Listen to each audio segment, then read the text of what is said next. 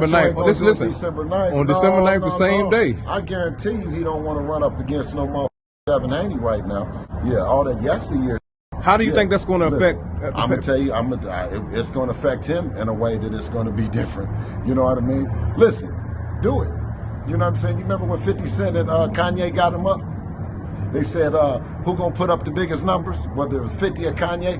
Man, I'm telling y'all, man, Devin is doing at 24 what Floyd wasn't doing at 24. We ain't worried about nobody picking our date or nothing like that. Allah knows best. You know what I'm saying? Absolutely. But the fight, the ticket, the one that everyone is talking about is Devin and Regis. And not that it's no thing that it's nobody choosing Dev for anything other than it being a great fight. And for Devin to take an opportunity where he could have a homecoming and have what Coach Calvin said is what did he call it? Coach Calvin called it for Tank a warm-up, or what did he call it? Yeah, something like that. Something like that. Yeah. I think it was warm-up, tune-up, something like that, right? But you can have a homecoming fight after all you done did at 135 to go to 140, right? Yeah. And have whatever, a soft touch or whatever. But to go at arguably the best champion at 140 with punching power, it says a lot about Devin. But it also says a lot about the respect that Devin has for Oakland, California. Because you can't bring no chump to Oakland. That's one thing you can't do. That's probably why there ain't been no fights around there. There ain't been no boxing. So for Devin to say, okay, for me to go home, I got to go home as a challenger, Skip. Do you understand that? Yeah. He didn't go home as a champion. He went back home as a challenger. Right. In the next weight class, man. And they don't want to give him his respect, Skip. They don't want to give him his respect, Skip. He's going to earn it with one way or another. You know, that he's just that gifted, man. You know what I mean? Hey, man, listen. I don't know. He knows how to wear that chip on his shoulder. Skip, I'm telling you. He wears that chip on his shoulder and he performs. He doesn't let it get to him. And that's what I admire about that guy, man. I'm just so happy to be in business with him. Hey, listen, Floyd responded to what you had to say about him sparring your son. Floyd said sparring don't count because it's only practice.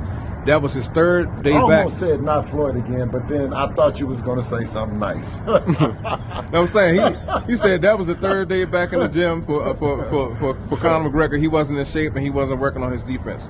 You know, he wasn't working on his defense. Yeah. Well, he damn sure didn't get no offense. No, he was working on his defense. My bad. Okay. He was working on his defense. He was just working on his defense.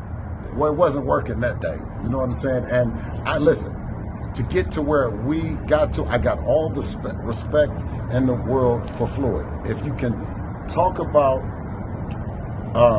you got to understand, Floyd, when he gets in that ring, he ain't nothing nice. Ain't nothing nice about him. Ain't nobody. Listen, he ain't gonna let you do nothing to him right now to this day. Floyd ain't no punk, ain't no none of that, dog. With niggas, I'm talking about in the ring or out the ring. You understand what I'm saying? So I don't take nothing away from him, right? I just give the accurate account of everybody that Floyd sparred. If he was working on his defense on one day, he came back the next day and worked on his offense. Correct. You see what I'm saying? So, and I'm still not saying that no slight towards him. You know what I mean? I'm just saying the truth is that on that particular day, you got a chance. Everyone talks about the Gervonta Davis and Devin sparring. They talk about Shakur and Devin sparring, right? Everyone is like, the day Floyd and Devin sparred. So if we can talk about one, why couldn't we talk about this one, Skip?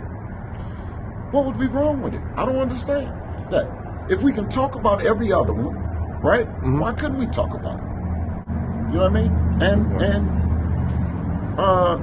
when it was more like I said to Floyd during the sparring session. I said, Floyd, it seemed it's like you're looking in a mirror, because everything that Devin, it was like Kobe and Jordan. So I'm happy to have witnessed it to a young master and a grandmaster. You know what I mean? All right, now check this out, guys. If you're looking to repair eczema scars, burns and bruises, dark spots and blemishes, the fever blisters, diabetic ulcers, this right here is the perfect product for you guys. It's called Elo Key Face and Body Oil. Athletes and top-ranking boxers, they're also using it after training to reduce swelling, inflammation, and to ease the pain. So get yours today. Go to elodekey.com, like them on Facebook, and follow them on Instagram. Let me tell you guys about Issa Israel Law Firm. It is a full-service legal practice based in Denver, Colorado, an emerging hub for combat sports and high-altitude training. If you're a fighter inside or outside of the ring and you need a law firm you can trust to fight for you, visit thefighterfirm.com or email help@iilawfirm.com. Legal representation is usually limited to plaintiffs or defendants in Colorado, but iFirm can help anyone in the world with trademarking their business name, logos, and U.S. immigration issues. This brother has been my attorney for a while and helped guide me through all kinds of business and civil issues, so make sure you guys go to thefighterfirm.com.